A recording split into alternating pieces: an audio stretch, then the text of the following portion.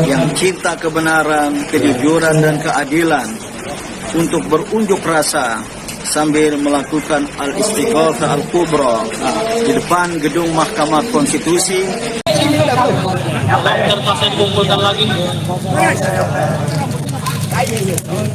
Boleh, kalau sejajar nyuk ya.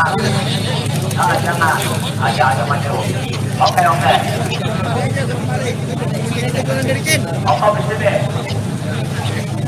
itu. Kita boleh nanti jam 13.00.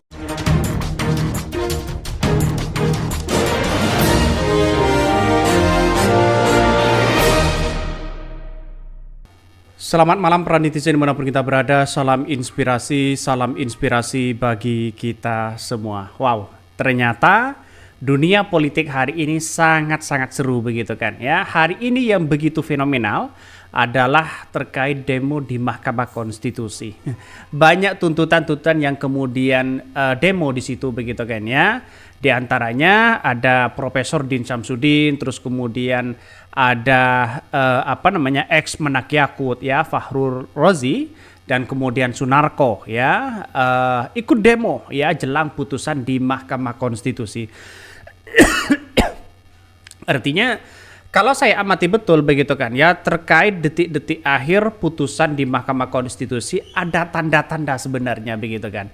Begitu banyak yang kemudian sekarang ini ya melakukan demo sana sini. Tidak hanya dari pendukung Prabowo ya, juga melakukan demo seperti itu begitu ya. Pendukung-pendukung dari 01 dan 03 banyak yang kemudian demo. Artinya apa? Artinya tanda-tanda ini apakah ini benar-benar dikabulkan di situ begitu kan.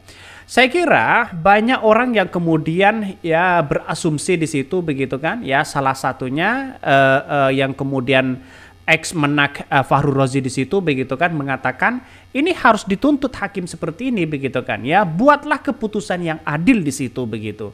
Bagaimana caranya? Yaitu demokrasi kita berkembang begitu kan. Jadi artinya tanpa cawe-cawe dan intervensi di situ. Kabarnya ini katanya begitu banyak intervensi yang kemudian muncul katanya ya. Salah satu yang menjadi fenomena apakah MK bisa diintervensi atau tidak begitu kan. Ya bahkan ini ex Danjen Kopassus Sunarko juga ikut demo mereka. Jadi selama ini saya kira ini menjadi catatan penting kepada demokrasi kita begitu kan, siapapun begitu, karena dengan adanya para tokoh ini begitu sudah bergerak menuntut hakim ya berbuat adil di situ begitu kan ya, karena biar tidak ada lagi yang kemudian dijadikan intervensi ya. Cukuplah Mahkamah Konstitusi di situ begitu kan cukup tercoreng namanya ya ketika kepemimpinan dari seorang ya si paman di situ begitu ya, karena ya keluarga mereka bisa meloloskan seorang Gibran begitu kan ya, bukan tidak mungkin cawe-cawe ini begitu kuat lagi di situ begitu, karena orang-orang mereka ya itu aja begitu. Maka dengan adanya seperti ini saya kira demo-demo yang kemudian dilakukan oleh mereka hari ini begitu kan begitu banyak dan antusias di situ menuntut keadilan ya. Yang diminta mereka adalah menuntut keadilan di situ. Ya tidak lain begitu kan, karena sudah banyak yang kemudian terbukti mereka ya apa yang kemudian terjadi selama ini, mulai cawe-cawe, mulai bansos katanya, mulai dugaan-dugaan yang kemudian muncul ya, kecurangan dan sebagainya begitu kan. Walaupun ya secara tidak langsung mana buktinya begitu kan. Kalau memang ada dugaan secara TSM itu sebenarnya sudah masuk kepada perangkap yang tidak adil, maka sebenarnya Mahkamah Konstitusi harus memutuskan ya yang benar-benar adil di situ begitu kan. Tidak hanya Profesor Din Syamsuddin yang saya katakan tadi begitu kan ya, ex Menak Fahrur Razi juga ikut aksi di situ minta bagaimana ya MK bisa adil di situ begitu kan, seadil-adilnya. Kapan demokrasi kita bisa maju kalau seperti ini terus begitu ya. Jadi ini ya update suasana di Mahkamah Konstitusi setelah sholat Jumat begitu kan, ribuan massa juga memadati area sekitar MK. Artinya dengan adanya seperti ini menuntut keadilan, hanya satu, menuntut keadilan mereka. Jadi saya kira kalau masyarakat sudah menuntut keadilan begitu kan, di situ Mahkamah Konstitusi harus mendengarkan ini, dan kabarnya begitu kan ya, ada nuansa-nuansa ya bisa dikabulkan, tapi yang paling dekat di situ adalah diskualifikasi Gibran katanya begitu kan.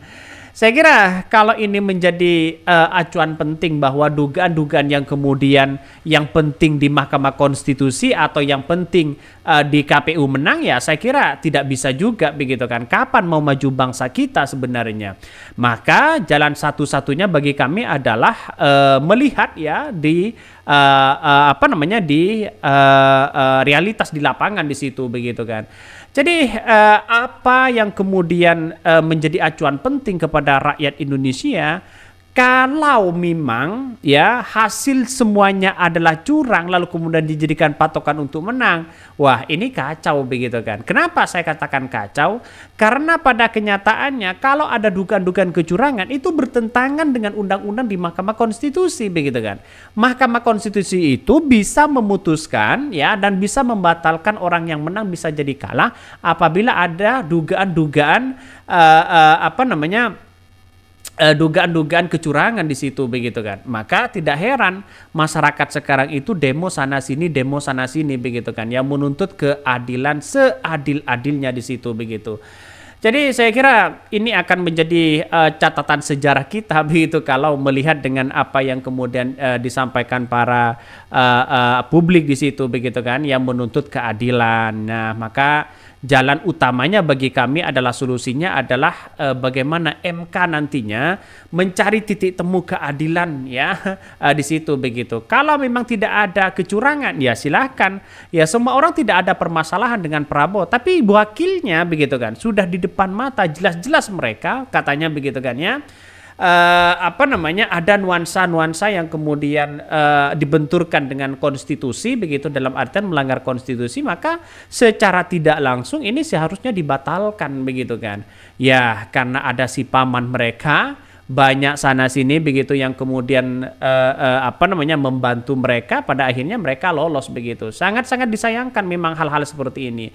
Jadi saya kira demokrasi di 2029 ya tidak lagi yang namanya demokrasi keadilan. Yang penting mereka menang ya.